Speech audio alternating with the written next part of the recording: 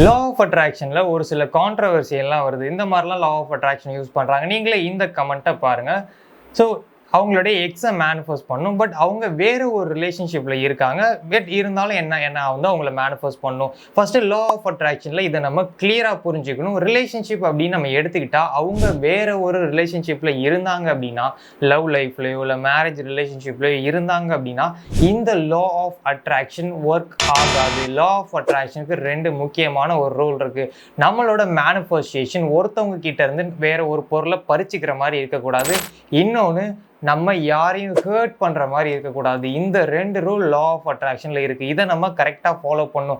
நம்மளோட மேனிஃபெஸ்டேஷன் மற்றவங்களை ஹர்ட் பண்ணுற மாதிரி இருக்குது, இல்லை மற்றவங்க கிட்டேருந்து ஒரு விஷயத்தை நம்ம பறிச்சுக்கிற மாதிரி இருக்குது அப்படின்னா இந்த லா ஆஃப் அட்ராக்ஷன் ஒர்க் ஆகாது. மெயினாக எல்லாருமே ரிலேஷன்ஷிப்பில் தான் இந்த ஒரு மிஸ்டேக்கை நீங்கள் பண்ணுறீங்க. நீங்கள் எவ்வளோ ட்ரை பண்ணாலும் வேற ஒரு ரிலேஷன்ஷிப்பில் இருக்கக்கூடிய பர்சனை உங்களால் மேனிஃபெஸ்ட் பண்ண முடியாது. ஒருவேளை மற்ற யூடியூப் சேனலில் இது முடியும், பாசிபிள் அப்படின்னு சொல்லலாம்.